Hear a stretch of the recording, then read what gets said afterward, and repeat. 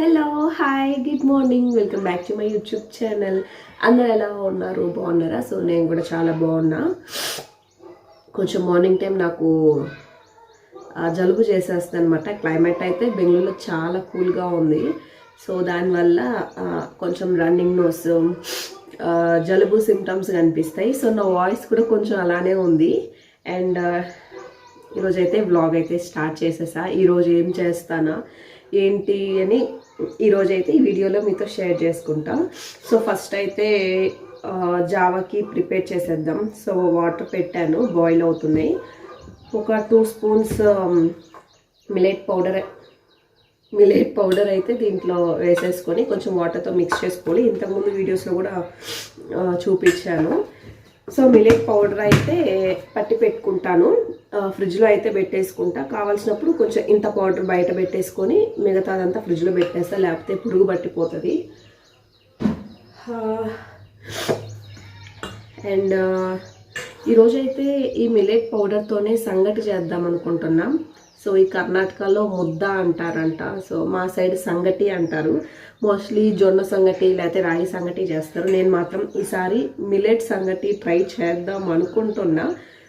తెలీదు, కన్ఫామ్గా తెలీదు, కానీ ట్రై చేద్దాం అనుకుంటున్నా. సో ఫస్ట్ దీన్ని వాటర్తో మిక్స్ చేసుకోవాలి. దీన్ని వాటర్తో మిక్స్ చేసుకున్న తర్వాత వాటర్ అయితే బాయిల్ అవుతున్నాయి. సో నేను ఒక 4 డేస్ నుంచి పాలు అయితే బయట పోయించుకుంటున్నాను. ఈ ప్యాకెట్ మిల్క్కి ఇంకా బాయ్ చెప్పేసాను అనమాట. సో ప్యాకెట్ మిల్క్ అయితే ఎక్కువ తెచ్చుకోము. ఎప్పుడైనా పిల్లలు అడిగితే ఏమైనా పండగలప్పుడు నైవేద్యం చేయాలంటే ప్యాకెట్ మిల్క్. సో పెరుగు అయితే తప్పదు కాబట్టి పెరుగు తెచ్చుకోవాల్సి వస్తుంది. కానీ ఆ పాలు మామూలుగానే నాకు ఆవు పాలు ఇష్టం ఉండదు. ఇంకా ప్యాకెట్ పాలు అసలు తాగలేను. ఈవెన్ బర్రె పాలు కూడా నాకు ప్యాకెట్ మిల్క్ అయితే అస్సలు నచ్చదు. ఆ స్మెల్ కూడా నచ్చదు అనమాట. సో అందుకు ఇక్కడ మా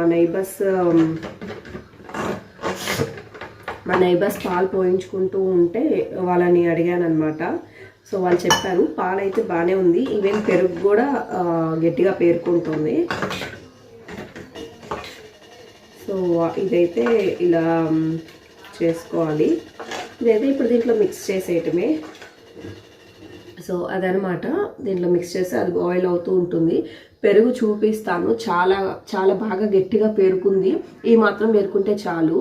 ఆ ప్యాకెట్వి లేకపోతే ఇది పెరుగు వస్తుంది కదా దొడ్లా, కానీ మనకి డీమార్ట్లో బాటిల్స్ డబ్బాలు పెరుగు బకెట్లు అవి అమ్ముతారు. అవి అయితే 10-15 రోజుల వరకు టైం పెడతారనమాట.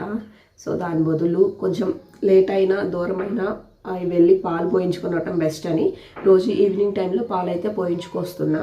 కాకపోతే ఈవినింగ్ ఏంటంటే ఈ బెంగళూరు క్లైమేట్కి వర్షము ఎప్పుడు పడుద్దో తెలీదు, ఎప్పుడు ఆగుద్దో తెలీదు. వర్షంలో వెళ్ళాల్సి వస్తుంది. అదొక్కటే మెయిన్ ప్రాబ్లం. యాక్చువల్లీ నేను అతనికి చెప్పాను, నేను మార్నింగ్ వస్తాను తీసి పెట్టండి అని. సో మార్నింగ్ ఈరోజు లేచేటప్పటికి 7 అయిందనమాట టైము. ఎందుకో అర్థం కాల. ఎప్పుడు 5:30-6 లోపు లేచేదాన్ని. అలాంటిది ఈరోజు 7:59 కరెక్ట్గా లేచేటప్పటికి. సో అందుకు ఈరోజు ఈవినింగ్ వెళ్ళి పోయించుకొని రావాలి పాలు. మీకు చూపిస్తాను పెరుగు ఎలా ఉందో.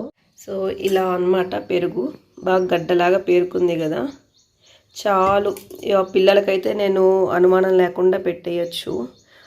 మన ముందే వాళ్ళు పిండుతూ ఉంటారు, అప్పుడే అవే తీసి పోస్తారనమాట. మేబీ వాటర్ కూడా మిక్స్ చేయకపోవచ్చు. మిక్స్ చేస్తే అర్థమైపోయేది ఇక్కడే, అంటే పెరుగులోనే అర్థమైపోయేది. జావ అయితే పెట్టేశాను, అది కూడా ప్రిపేర్ అవుతుంది. పిల్లలు కూడా స్కూల్కి వెళ్ళిపోయారు. ఇంకా నేను పని చేసుకోవాలి. యాక్చువల్లీ ఈ టైంకి నా పని అయిపోయేది. అసలు ఎందుకో మెలకు రాలేదనమాట. 3:30కి మెలకు వచ్చింది. ఇంకా లేచిన తర్వాత మళ్ళీ పడుకున్నా. ఇంకంతే, ఇంకా ఆ టైంకి లేచాను అంటే ఇంక మళ్ళీ లేవలేను టైంకి. సో అక్కడ లేట్ అయిపోయింది. క్లైమేట్ అయితే బయట బాగా చల్లగా ఉంది. నిన్న ఫుల్ వర్షం పడిందనమాట, బాగా గాలి వర్షం. సో ఈవెన్ బట్టలు కూడా ఆరట్లేదు.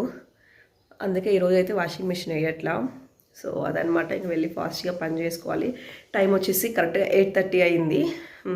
అండ్ ఇక్కడ ముగ్గు అయితే పెట్టేసుకున్నాను. ఆ రోజు పనులన్నీ చాలా లేట్ అయిపోయింది. ఇంకా పిల్లలు వెళ్ళిన తర్వాత ఈ పనులన్నీ స్టార్ట్ చేశాను.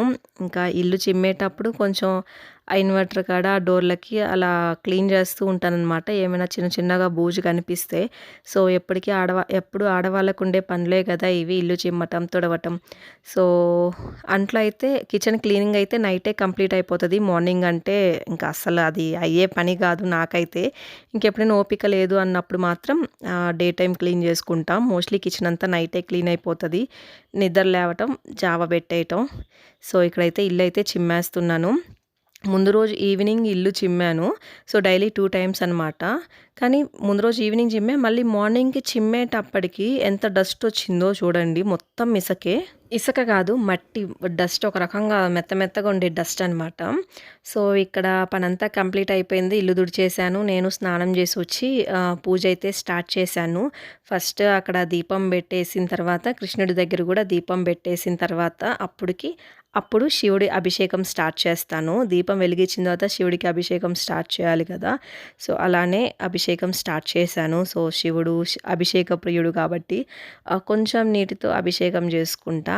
ఆ నీటిని ఇలా తులసమ్మ చెట్లు అయితే నీళ్లు పోసేస్తానన్నమాట. ఆ శివయ్య మన దగ్గరికి రావాలి అంటే చాలా ఉంటాయన్నమాట. అవన్నీ దాటుకొచ్చిన తర్వాత శివయ్య మన దగ్గరికి వస్తాడు. మనం అనుకుంటే రాడు. ఆయనకి రావాలనిపిస్తేనే మన దగ్గరికి వస్తాడు. అలా నేను 5 ఏళ్ళు వెయిట్ చేస్తే నా దగ్గరకు వచ్చాడనమాట. ఆ శివయ్య ప్రతి విషయంలో నన్ను కాపాడుతూనే వచ్చాడు. ఈ విషయం తెలుసుకోవడానికి నాకు 11 ఇయర్స్ టైం పట్టింది. అక్షరాల 11 సంవత్సరాలు నాకు టైం పట్టింది. శివుడు దగ్గరుండి నన్ను కాపాడుతూ వచ్చాడు. అంత ఈజీగా అయితే మన దగ్గరికి ఆయన రాడు. ఒక మనిషికి దేవుడు కల్లోకి వచ్చినా కూడా అది చాలా బ్లెస్డ్ అనమాట. సో నాకు చాలా సార్లు కల్లోకొస్తారు దేవుళ్ళు. అండ్ రీసెంట్‌గా అయ్యప్ప స్వామి కల్లోకొచ్చారు. ఇది సెకండ్ టైమ్ అనమాట. నాకు ఊహ తెలిసినప్పటి నుంచి అయ్యప్ప స్వామి అయితే ఎప్పుడూ కల్లోకి రాలేదు. మొన్న ఒకసారి వచ్చారు 2 మంత్స్ బ్యాక్. అండ్ నిన్న కూడా వచ్చారనమాట. నేనైతే చాలా బ్లెస్డ్‌గా ఫీల్ అవుతాను. చాలా హ్యాపీగా ఫీల్ అవుతాననమాట. ఆ దేవుళ్ళు కోపంగా రారు. నేను దర్శించుకున్నట్టు కలొస్తది. అండ్ నా ఫ్యామిలీ దర్శించుకున్నట్టు కలొస్తది. సో అదనమాట. అండ్ ఇక్కడ పూజ స్టార్ట్ చేసేసాను కదా. సో గడపను పూజించేశాను. అండ్ ఈశాన్య మూల కలశం పెట్టుకుంటాను, అది పూజించేశాను. అండ్ కృష్ణుడికి పూజించేశాను. అండ్ ఇక్కడ మెయిన్ నా దేవుడి దగ్గరికైతే వచ్చేసి పూజ చేసుకుంటున్నాను. చాలా హ్యాపీ అనిపిస్తది. చాలా ప్రశాంతంగా ఉంటుంది. ఆ దీపం ఈవినింగ్ దాకా వెలుగుతూనే ఉంటుంది. కామాక్షి దీపంలో ఉన్న దీపము.